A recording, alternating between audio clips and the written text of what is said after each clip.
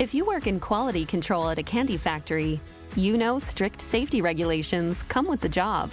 It's why you partner with Grainger. Grainger helps you find the high-quality and compliant products your business needs to inspect, detect, and help correct issues. And the sweetest part is, everyone gets a product that's as safe to eat as it is delicious.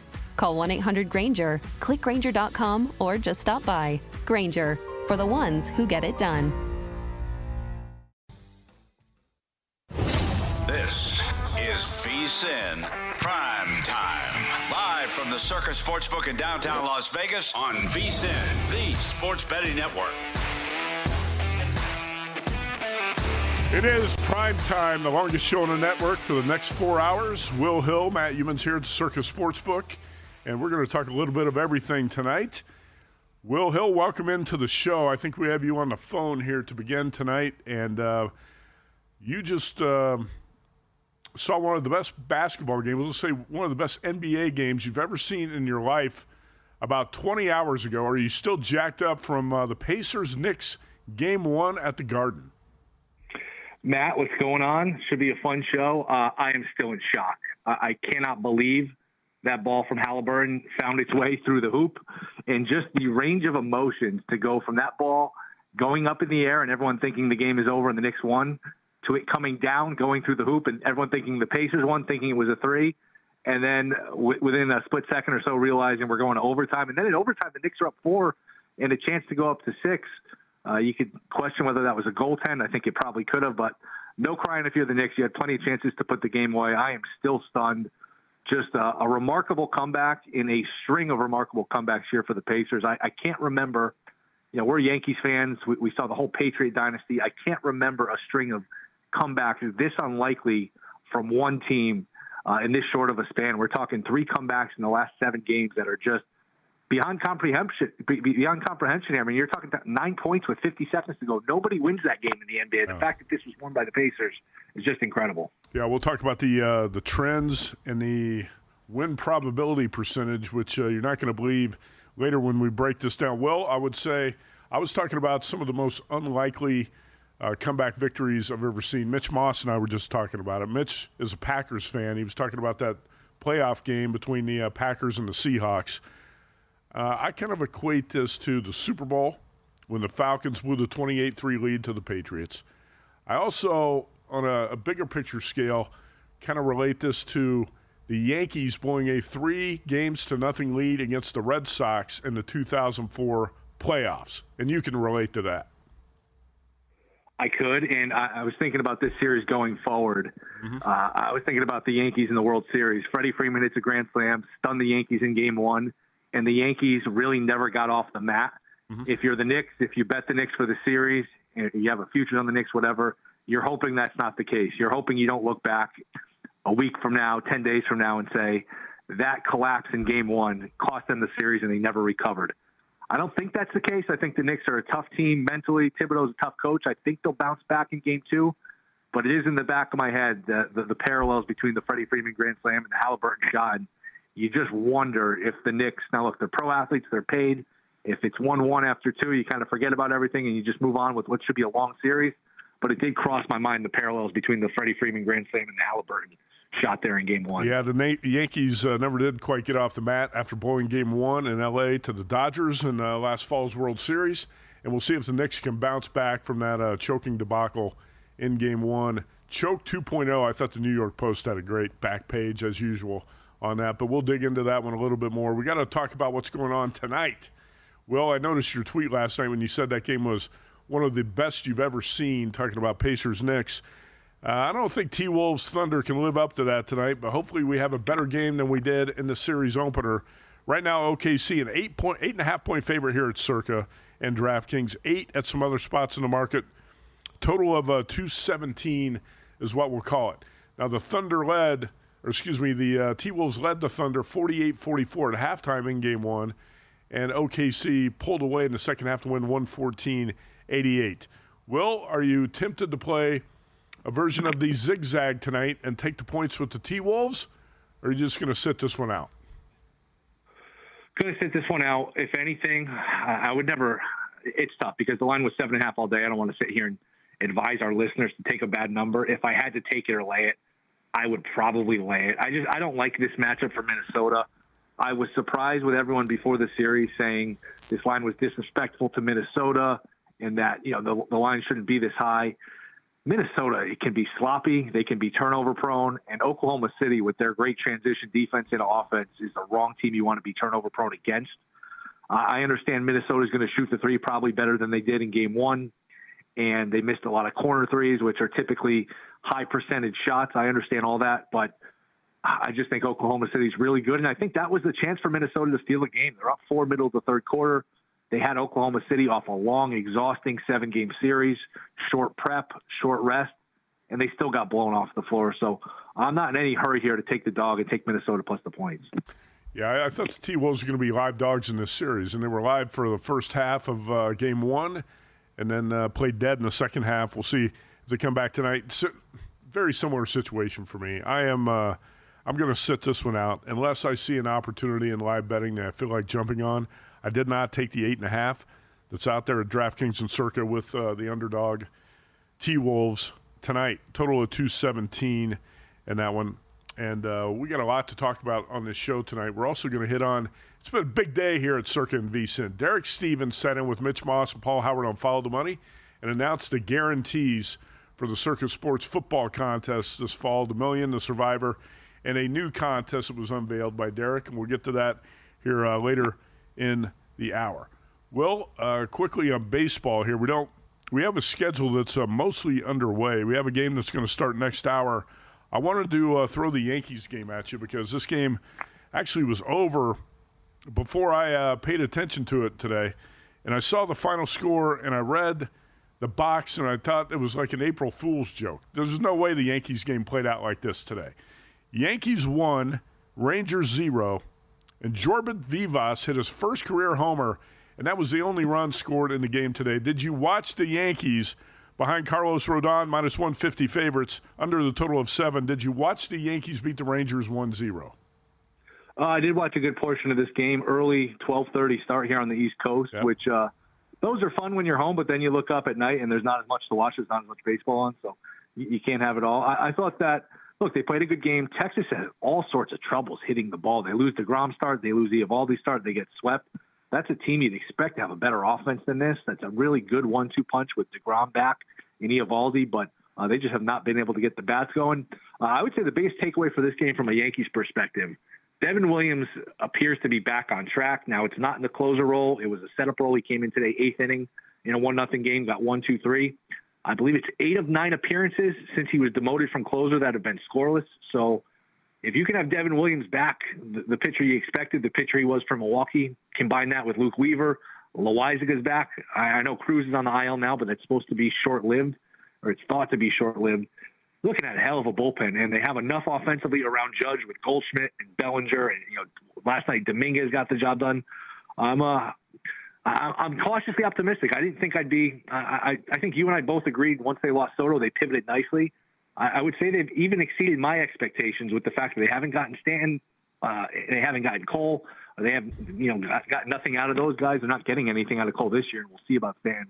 I've been impressed with the Yankees. So good win today, and I'm optimistic going forward in what is a pretty watered-down American League. Yeah, I was talking about Smith. Now that he's pitching well, I would not move him back into the closer's role. I think he's found a role where he's effective, and you just keep him in this role as long as you can. By the way, the Yankees win 1-0, and they get win number 30 today, 30-19 atop the American League East. How about the Rockies? A lot of bettors going against the Rockies every day. Going against the Rockies, laying a 1.5, whatever, however you want to bet it, and it pays off again. This is one of the most effective betting angles in sports over the last 6 weeks or so. Betting against the Colorado Rockies every day. Rockies today, big underdogs at home to the Phillies. The line was Philadelphia minus 265 here at Circa, 278 at DraftKings. The total was 11 to 11.5. Phillies get the win 2-0. Rockies drop to 8-42.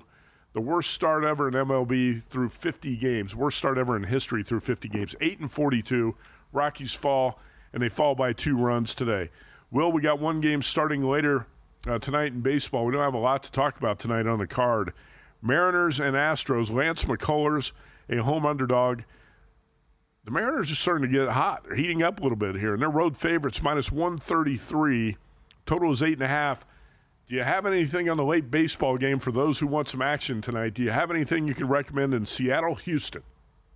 I would just lay it with Seattle. I don't think McCullers has been very good in his few starts back. He was awful a couple weeks ago against Cincinnati, a little better his last time out, but I think that the Mariners are a justified favorite. So if anything, I would take Seattle. And going back to your point about Colorado, I've been betting baseball a long time as you have. I saw something today I don't think I've ever seen.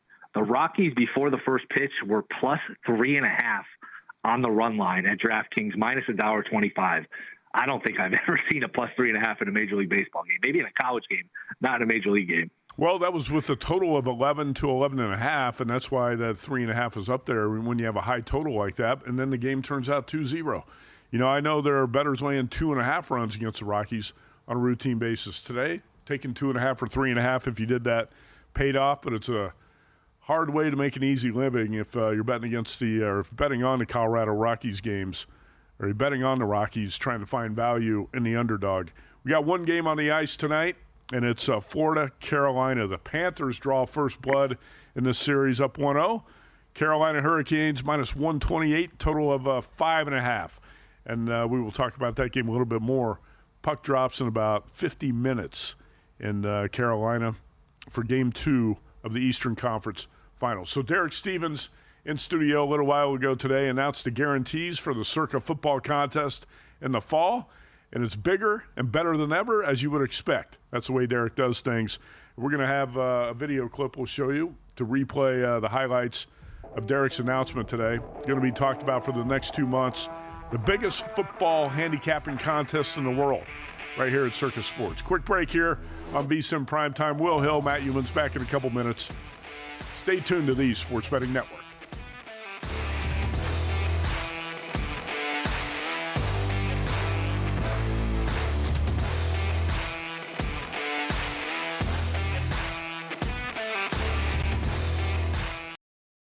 For the ones who get it done, the most important part is the one you need now. And the best partner is the one who can deliver. That's why millions of maintenance and repair pros trust Grainger. Because we have professional-grade supplies for every industry, even hard-to-find products. And we have same-day pickup and next-day delivery on most orders. But most importantly, we have an unwavering commitment to help keep you up and running. Call, click Grainger.com, or just stop by. Grainger, for the ones who get it done.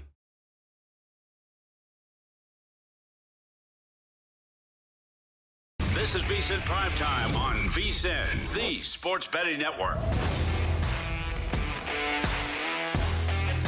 All right, welcome back. We're going to talk more about the Pacers and the Knicks and the fiasco at the Garden last night for the Knicks Game 1 of the Eastern Conference Finals.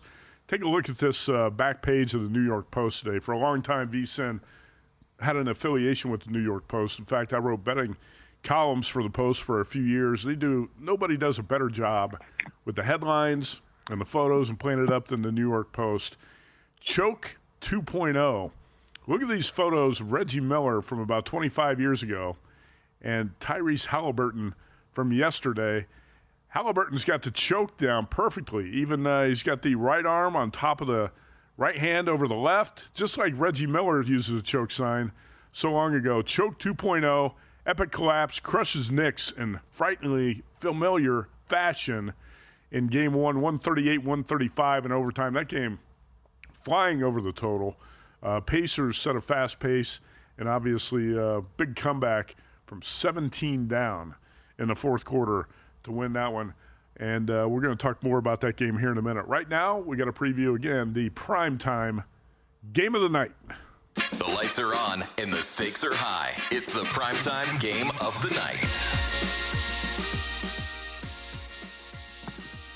All right, Will Hill, the OKC Thunder trying to go up 2-0. Took care of business in Game 1, 114-88. And tonight, OKC an 8.5 point favorite, total of 217. And I'm sure all the fans will show up wearing their white T-shirts. Everybody looks alike tonight. White out in OKC. Will, I'm telling you, the Minnesota Timberwolves have been a well-coached team, but they're going to have to take a different approach to Game 2 if they want to be effective. In Game 1, 15 for 51 from 3. That's ridiculous. 30% is not the worst I've seen. I've seen worse shooting than that, but they settled for way too many threes instead of driving the ball to the hole, getting higher percentage shots. And 15 for 51 is just bad anyway. The Thunder, by comparison, 11 for 21 from 3. And down 4 at the half, rolled to the win by 26 points in Game 1. Well, I'm sure you watched Game 1. The T-Wolves got off to a hot start, but then the three-point shooting went ice cold after that. 36 three-point misses. How do you think the T-Wolves might alter the way they approach Game 2? Yeah, I mean, the interesting thing is it seems like it's by design for OKC, because OKC was near the top of the league in allowing three-pointers, I guess bottom of the league, depending on how you want to phrase it. Mm-hmm. They gave up the 28th most threes per possession. Meanwhile, Minnesota shot the 6th most threes per possession. So this is not a surprise that the three-point attempts are being taken. It seems like it's by design by OKC. They want to protect the rim, protect the paint, and be strategic about who's shooting the threes and from what spot on the floor. So that being said, like you said, you wouldn't expect 15 to 51, but even if they make 4 or 5 more threes, they lost by 20-something points. The math doesn't quite add up. So if I had to later take it, I know you and I are both tend to be more underdog bettors. I don't really want any part of Minnesota here. I'd actually lay it with OKC. I think we could be looking at another blowout here for OKC. And the term must win gets thrown around. I don't want to say it's a must win, but if it is an Oklahoma City win tonight and it's 2-0, Minnesota winning 4 out of 5 against this Thunder team is going to be very, very difficult to say the least. So slightest lean. I'll call it a small play on OKC minus 8.5. Yeah, a year ago, the Knicks won the first 2 games against the Pacers in the second round, and the Pacers won 4 of 5 to take that series. 1 game, 7 at the Garden. It's never over. But it's never over this early in a series if you go down 0-2. But the T-Wolves definitely got to find a more effective way offensively than what they tried in Game 1 when they jacked up 51 threes and hit 15. Julius Randle was 5 for 6. That means the rest of the team was 10 for 45. From 3. Randall had 28 points. Well, how about Anthony Edwards? So you talk about a player that's hyped as the face of the league, a big part of the future, one of the faces of the league and a big part of the NBA's future. He went scoreless in the fourth quarter in a Western Conference Finals game. Inexcusable. What I want to see from Anthony Edwards is a guy who shows up and plays with more of an edge and more urgency all the time. He tends to take too much time off, fades into the background a little bit too much, and that's what he did in the fourth quarter of Game 1 when the T-Wolves were outscored 38-22 by OKC. You said it well. He's a good player, but he does disappear too much. He just has too many of these for somebody as talented as he is. And I can remember, I wonder if you were at the games. I remember watching him in college at the Maui tournament where he was the projected number 1 pick in the draft, and you could see the talent, but he just kind of floats in and out of these games. I feel like he floats a lot in these games. So when you're the underdog in terms of being Minnesota, you can't afford that from Edwards. You need big-time performances. You need 35-plus, 40 points on good efficiency. You can't have these scoreless quarters. And you could tell watching Game 1, they were very frustrated with the whistle SGA was getting. You could tell they went in almost annoyed by it beforehand, which I get it. Some of the whistles are frustrating when it comes to Alexander and it comes to Brunson with the Knicks, but you can't let it get to you. I thought Minnesota let it get to them a little bit. Yeah, and you know what? The officiating is always going to be part of it, part of the equation in NBA games. And early in the game, I thought it played somewhat of a factor, but there's no way you can lean on that crutch when you get blown out 114-88 and you get blown out in the second half like the T-Wolves did. The second half scoring in that game was 70-40. It was all OKC, and I believe that's what the second half was 70-40 in favor of OKC. How about aside from Anthony Edwards, who had 18 points in the game, was minus 23 in the plus-minus. Aside from Edwards, Naz Reid was 1 for 11. Dante DiVincenzo, 3 for 14. You had a bunch of no-shows on behalf of Minnesota, and that's going to have to change tonight. But it will. Sounds like we're on the same page here. I'm going to pass. I'm going to sit this one out unless during this show we see something in live betting that makes us want to jump in on the action tonight. Right now it's a pass for me on Game 2 of the T-Wolves and the Thunder. All right, a little bit more recap of what happened last night. It was an instant classic at the Garden. I'm sure guys like Joe Sorallo here at VSiN are just crushed, emotionally crushed from the Knicks being up 17 in the fourth quarter and blowing the game. Will, how about this trend? And this puts things in perspective, how bad it was last night. Before the Pacers' comeback last night, teams leading by 9 points or more with a minute left were 1,434-0 in NBA playoff games. 1,434-0, and the Pacers put one in the win column last night. Can you believe that?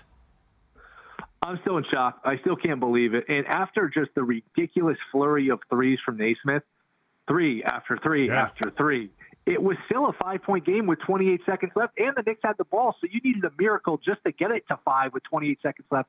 I'm watching the end of the game like I'm sure a lot of people thinking, oh, wow, maybe Indy can cover here. Never did it cross my mind that the outright result was in danger there in terms of being the Knicks blowing this game. Boy, it's just incredible. And I thought Thibodeau fouled too early, up 3 with 12, 13 seconds left. That's just too early. You're just asking for things to go wrong. Missed free throws. Indy's a really tough team to inbound the ball against to begin with. And they got lucky. Brunson almost threw the ball away. I don't know how he didn't throw the ball away before Anunoby split the free throws. He threw it to the middle of the floor, and it seemed like just nobody was there. I was expecting a Pacer to pick it up and come the other way. They were lucky it wasn't worse. So I thought the Knicks and these teams have really overthought it. I believe in fouling up 3, but you got to have 5, 6 seconds left. You got to make them use some clock. You can't just foul and extend the game as much as these teams are doing. Well, Brunson almost threw the ball away because he jumped and he was going out of bounds, and he had to throw. Right. He had to throw the ball hard against the floor and just hope that it ended up in a Knicks player's hand. So they got lucky. You're right. I don't like the way Thibodeau played it. I thought the strategy was a little bit off. But look, anytime you're talking about a comeback or a collapse, the team that collapses, there's going to be 2 factors. One, missed free throws, and the other is going to be turnovers. And the Knicks had plenty of both down the stretch. Karl Anthony Towns, OG Anunoby missing free throws, and he had plenty of turnovers. Brunson, for as great as he was, he had 7 turnovers in that game last night. You know what was interesting, Will? You mentioned it. I didn't hear many other people talk about this. I noticed this during the game last night. Rick Carlisle, who's an outstanding coach for Indiana, adjusted some things the Pacers were doing defensively. Did you notice the Knicks had trouble all night inbounding the ball? Just simple inbounds passes. The Pacers were pressuring at times full court, and the Knicks could not execute simple inbounds passes last night. And it's been the same thing for the Pacers. The comeback against the Bucks, we were on the air together, and the comeback against the Cavs. It's not a coincidence they have all these comebacks. They make it very hard on you trying to put away these leads, contesting all these inbounds, pressuring you, and then making all these ridiculous shots. All right, somebody texted me yesterday and said, this Circa deal looks unbelievable. I'm going to have to try it. It is. This summer, go all in at Circa Las Vegas with the Ultimate Getaway Package. Just $400 all in. You get a 2-night stay at Circa, a $100 dining credit, a $100 beverage credit, and your own day bed at Stadium Swim, all for just $400, resort fees and taxes included. It's a limited time offer valid for stays between May 26th and September 4th. Book it now. Don't miss out. Lock in your all-in summer package now at circalasvegas.com. Mr. Baseball, Jensen Lewis, joins us next.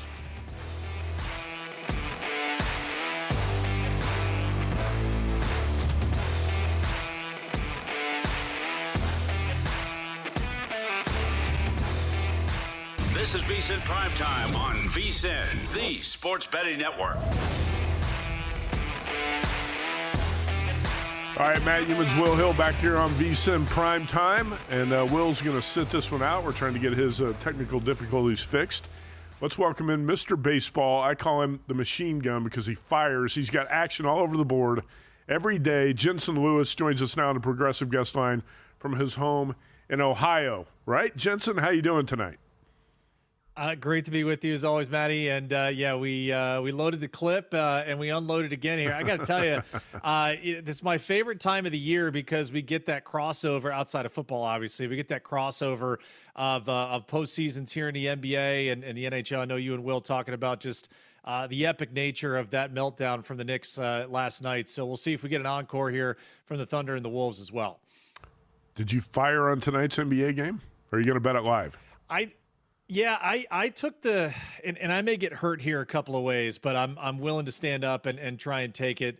I put in the T-Wolves money line at plus 260 the night before. So right when that line came out, I'm like, all right, this is desperation, not necessarily a game 7 feel, but that's where I went with it. I'm prepared to go down in flames, but I'll stand up and trying to see if they get the series equalizer. I might be in the same way, in harm's way, with the Hurricanes tonight. I took a money line. I took a puck line plus 200. I know they're 0-13, 13 straight conference finals losses, but something's got to give tonight. Feel like the data matches up a little bit better, so hopefully I'll get winners in both those contests. All right, playing the Dogs tonight. And actually on the Carolina Panthers, we'll see. Did you lay the price, or what'd you do with Carolina? What'd you say you did? Yeah, with Hurricanes. Yeah, laid it with the Hurricanes, okay. And then the puck line at plus 200. Yes. Gotcha, the puck line at plus 200. Okay. Florida, Carolina, puck drops in that game in about a half hour. And again, the basketball game tonight in OKC starts at 5:30 p.m. Pacific, so we're about an hour away from that one. He's a co-host of VSiN By the Books with Super Dave Ross. Jensen Lewis, former Major League pitcher. You can follow him at JLew50. And let's recap a little bit of the action on the MLB card today and then talk about the last game on the board. I'm going to start with the Phillies-Rockies. And, Jensen, you talked about something during the break that Will Hill and I mentioned. You don't see this very often, but a sportsbook put up a 3.5-run spread today on the Rockies game. The total was 11.5 at Coors Field, and the Phillies get the win, but they get the win 2-0. Did you play Phillies-Rockies? And how tempted would you be to take 2.5 or 3.5 runs with the Rockies on a regular basis? Yeah, on principle, we talked about it. Greg Peterson coming on with us today, and he had played the under, and I felt okay. I could see like a 5-2, maybe a 7-3, something like that. I didn't have it on my bingo card. Would you have one run through 5 innings? Mm-hmm. And Germán Marquez actually looked really solid in a losing effort there for the Rockies, but. Credit where it's due. I think for that kind of a spot, it's so enticing to look at it from a Rockies standpoint and just like, okay, I know they've been historically bad, and even the loss today puts them in some rare air. But almost on principle, Matty, you have to take the run line there and say, okay, if you beat me by 4 or more, I deserve to get beat. So I know some shops were hanging it plus $1.05. I saw the Hard Rock down in Florida. We had a couple of viewers send us some screenshots of that one. But again, the under probably more surprising just on that atmosphere and knowing what a lot of those Phillies hitters' career histories had been against Marquez. So, one of those rocking chair winners that I don't think a lot of people saw coming. Yeah, that and the Yankees game today, very interesting outcomes. 2-0 in Colorado, and the Yankees win 1-0 with Jorbit Vivas hitting a homer. I seriously thought that was a joke when I saw how that Yankees game ended. There's no way this is real. That's actually what happened in the Bronx today. Right now, the Guardians and the Tigers playing it out in the 4th inning. It looks like a scoreless game. I mentioned this before. Your first career win as a Major League pitcher came for the Indians against the Tigers, right? Sure was. And that, ironically, was at home. Justin Verlander started that game against CC Sabathia. 3 solo homers we hit off Verlander. I actually came in relief through 3 innings of relief of CC in that game to get my first win. So I will remember that for purely the strikeout against Gary Sheffield to end. It was either the 7th or the 8th inning. I can't remember, but I can remember you load up and you feel pretty good on a night. That was one of the nights I was like, okay, I got something extra here, and needed every bit of it to put it past Sheffield there. So yeah, great memories there in 2007. Cleveland and Detroit playing again tonight, scoreless right now. All right, 1 game left on the board. Lance McCullers is a home dog. Kirby starting for Seattle. Mariners, Astros in Houston, and Mariners minus 135, total of 8.5. How do you handicap this one? Yep, I laid the 135 with the Mariners. Do think Kirby is a huge jolt for that Seattle rotation. I got to tell you, I was on Hunter Brown on the strikeouts yesterday, and that'll be something I know that Dave and I have talked about moving forward. We'll take a much more serious look at mentioned in Sacramento, and we looked at the overs and how the ball will travel there. Matty, yesterday, a perfect example of where that heat and humidity now, as we get into the summer months at George Steinbrenner Field, that ball had traveled a heck of a lot more than I think even I had anticipated. So to use kind of where we saw that series overall, Houston's bullpen has not been very good as of late. They've given up a lot of late leads, a couple of walk-offs there for the Tampa Bay Rays. So tonight, and it may be an abbreviated pitch count, I don't think there was one specifically that was made public for George Kirby. But I just think him going up against this Houston lineup with the struggles that they've had, like that shorter road price, if you will.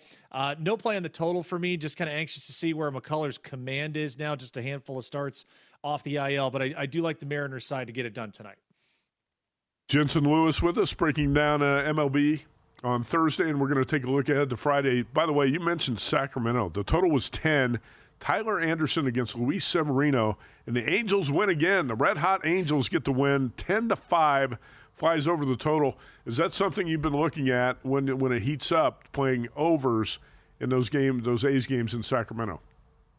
And definitely some day games to also handicap there, Matty, and we'll be anxious to see, especially when we get into July and August. For people that don't know how the surroundings work there, so Sutter Health Park there, they also house the AAA team, so that field will not get really any breaks whatsoever, and that's where I'm going to be looking for maybe just playing more overs and team total overs. That infield is going to get beaten up left and right, so balls that traditionally might be in range for infielders with that dried out grass, that carpet might be a bit quicker. So you may see some more balls get through the infield, more opportunities to score some runs. So something to keep in mind as we get later in the season for sure.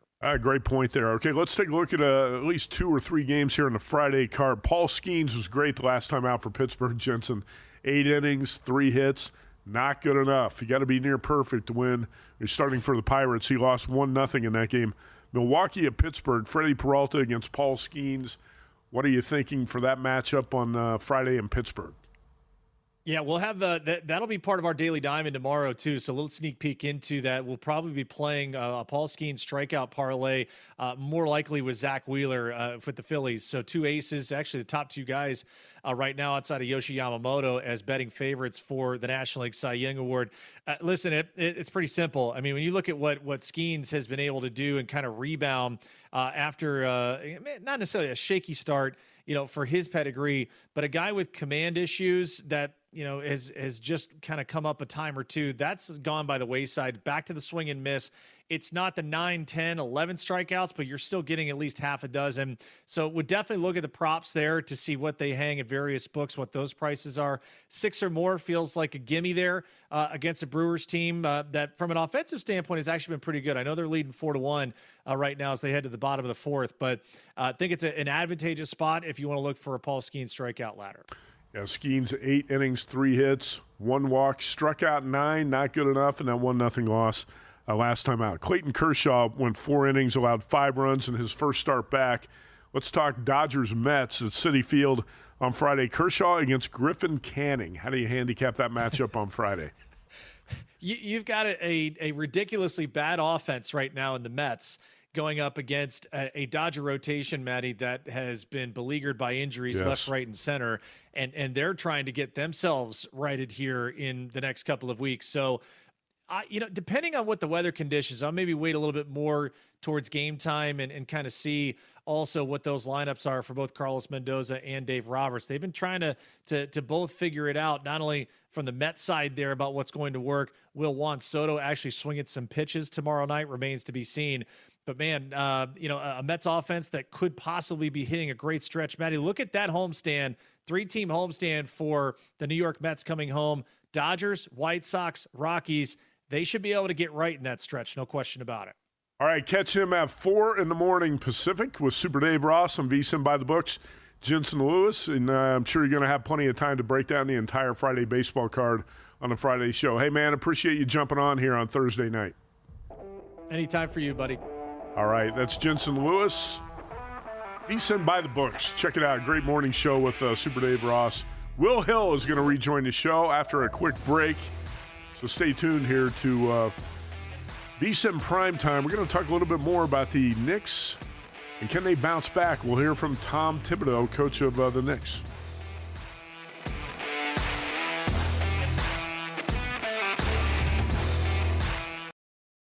For the ones who get it done, the most important part is the one you need now.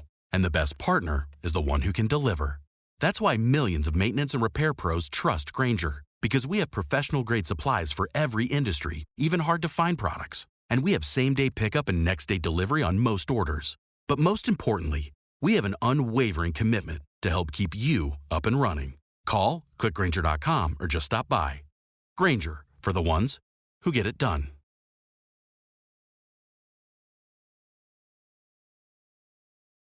This is VSiN PrimeTime on VSiN, the sports betting network. All right, welcome back. Will Hill rejoins the show here, VSiN PrimeTime, as we wrap up the first hour talking more NBA. We're going to get to Derek Stevens. We got all those videos loaded now, so we'll get to the highlights of the Circus Sports football contest to lead hour number 2, so stick around. Will, one thing that, even though I bet the Knicks in the series, and they're not down and out yet, but it's going to be hard for them to bounce back from what happened on Wednesday night at the Garden. One thing that you love to see when the Knicks go down is how much pain it causes their fans.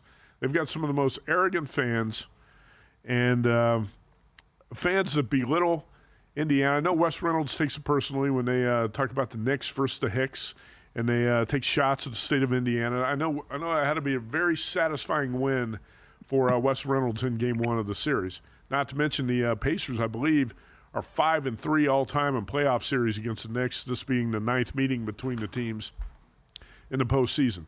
But it's not just the fans. Sometimes it's the media members on the East Coast, too, who develop an attitude, and they become, we know some of these guys are diehard Knicks fans, and I'm not sure if John Fanta is a Knicks fan or not, but John works for Fox Sports, and I know he's a Cleveland Browns fan, so maybe he's a Cleveland guy. But this is what he tweets last night during the game while the Knicks have a double-digit lead. Here's John Fanta's tweet, quote, "This isn't the Bucks or Cavs. Pacers getting a completely different taste of toughness and grit from this Knicks team tonight. A step up in weight class. Not to mention the visiting team can't hear itself think inside MSG." That did not age well, Will Hill, because the Knicks' fourth 17-point lead disappeared, and John Fanta had to eat those words as the Pacers rally, force overtime, and win 138-135 last night. Will, have you noticed how arrogant sometimes some of the members of the East Coast media get when they back their New York teams? Anyway. And I won't even include Stephen A. Smith, Screaming A. Smith, right, as you appropriately call him, because I don't even think he's a real fan. I think it's all an act. But it is over the top sometimes, and I can understand if you're Wes Reynolds or you're a Pacers fan. Sometimes the coverage, it's like there's not another team playing. It's all about the Knicks. I remember last year, Game 7, between these two teams, it's all Stephen A. Smith going into the building, and what about the Knicks, and what about Brunson? I think people forget that there's another team playing, and it's especially if you're watching this game, on a neutral station. It's one thing if it's a local broadcast, a homer broadcast, that's not unusual, but it's a national broadcast. You got a lot of Pacer fans or a lot of neutral fans. We don't need the Knicks shoved down their throats. So it is way, way over the top at times. Well, the satisfying win for the Pacers, their fans, and anybody who bet the Pacers last night is 4.5-point underdogs. Looked like they were in big trouble. Mount the rally, force overtime, and win Game 1 of the series. I'm really not sure the Knicks can bounce back from this, Will. It's going to be tough. If the Knicks win Game 2 and tie up the series, to go into Indiana where they got obliterated at least once, maybe twice in the playoffs last year. So it's definitely going to be a uphill battle from here for the Knicks to win this series and just hope they can force a 7th game at the Garden. Let's hear from Tom Thibodeau, coach of the Knicks, in the aftermath of the choke at the Garden on Wednesday night. The same thing, there's a lot of emotional highs and lows in the playoffs. You got to bounce back quickly. You look at the film, make your corrections, get ready for Game 2. That's, when you go into the playoffs, you lay out the plan how you're going to approach the entire playoffs. Thibodeau is one of those even-keeled guys who's seen a lot of highs and lows throughout. You don't want to get too low after a loss like that, and I think that's going to be the message to the team. Hey, this series is just getting started. We got a long way to go. At this point, Will, I think if you bet the Knicks in the series like I did, you're just hoping you can get to a 7th game, right? 100%. And as someone who took Knicks in 7 plus 400, Yep. 7th game sounds good. Now, I would like the home teams to just hold serve and cruise into a 7th game. Now we have to pull a mini upset to get to a 7th game, but there's not that much that separates these teams. That's the positive. So I do think a 7th game is possible.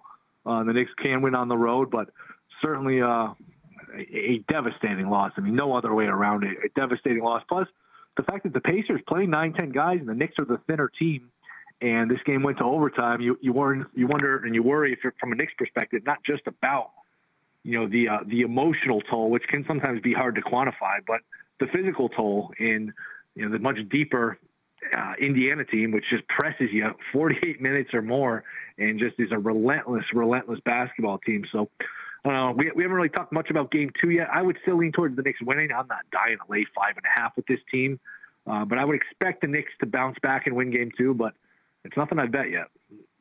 I agree. When the team with home court advantage loses game 1, the point spread, the price is going to get jacked up for game 2, and that's the adjustment here.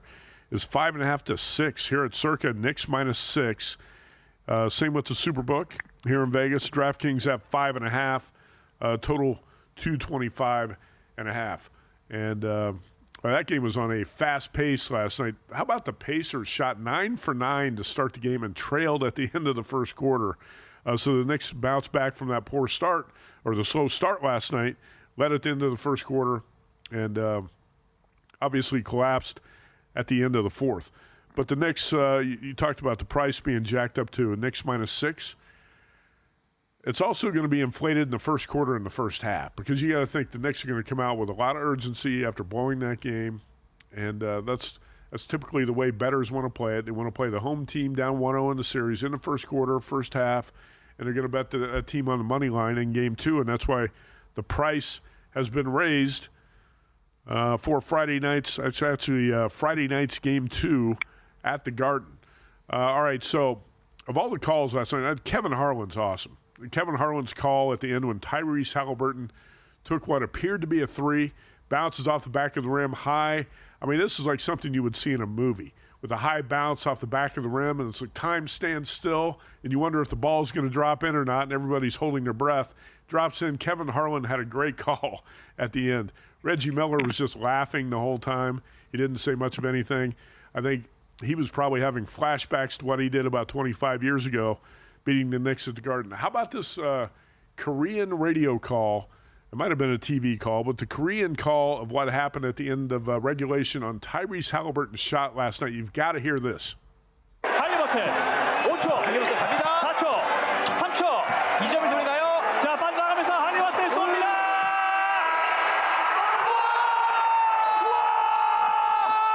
이게 뭐예요? 이게 뭡니까?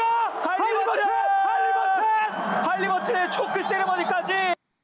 Will, I don't know if you can speak Korean like I can or if you were watching that last night, but he said, do you believe in miracles? I can't believe what I just saw. Incredible shot, incredible call, and you said it perfect. It's out of a movie.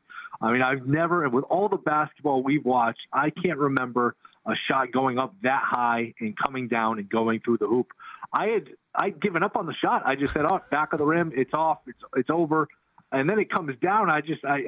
I'm still in shock. I mean, just incredible. I mean, you could shoot that. How many times would it take for you to get that shot and be able to get that bounce and get it to go in? Just absolutely remarkable. And then on top of that, you think the game's over. The Pacers bench storms the court, and you're like, unbelievable ending. I can't believe, oh, wait a minute. His toe was on the line. It's a 2, not a 3, and you still got overtime. That type of script last night for that game is something that's straight out of a movie. It was too good to be true. And I saw your tweet. That's why we opened the show talking about this for a minute. I saw your tweet. You said that's one of the best games I've ever seen. And a lot of times that's hyperbole, right, to say things like that. That was one of the best NBA playoff games I've ever seen. Yeah, and again, you don't want to be victim of recency bias, right, the hot takes, things like that. But I was just thinking of what else competed with that. I remember Game 6, 2013, the Ray Allen shot. That's a great game. Championship on the line. Yep. 5-point lead, 20-something seconds to go. Great game. Game 7, Warriors, Cavs is a great game. But none of those games, I know those carried championship implications, but none of those games had the swings and just the wild emotion and wild shot making. Just an all-time instant classic. All right, start your day with an edge and a game plan. VSiN's Daily Morning Bets podcast is your first look at the day's betting lines, sharp action, and market movement. In just 15 minutes, you get everything you need to know to make smarter wagers and stay ahead of the line moves, all before your morning coffee's gone.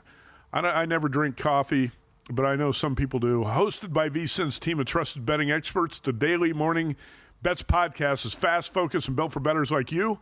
Listen to the VSiN Daily Morning Bets podcast wherever you get your podcast, or get it on the VSiN Watch app. The sharpest way to start your day, the VSiN Daily Morning Bets podcast. Jensen Lewis is probably going to have some plays on that VSiN Daily Morning Bets podcast. I call him Machine Gun Will. I don't know how often you look at VSiN Pro or the VSiN Pro page email or the website, but Jensen Lewis fires. I think he fires more plays than Wes Reynolds in a given week. He's a volume shooter. Allen Iverson, Kobe, Jensen Lewis, all volume shooters.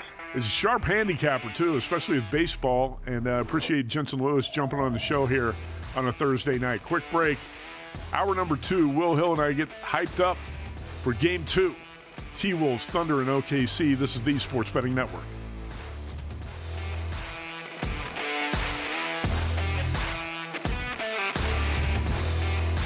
If your job at a healthcare facility includes disinfecting against viruses, you know prevention is the best medicine. And maintaining healthy spaces starts with a healthy cleaning routine. Grainger's world-class supply chain helps ensure you have the quality products you need when you need them. From disinfectants and cleaning supplies to personal protective equipment, so you can help deliver a clean bill of health. Call 1-800-GRAINGER, click Grainger.com, or just stop by. Grainger, for the ones who get it done.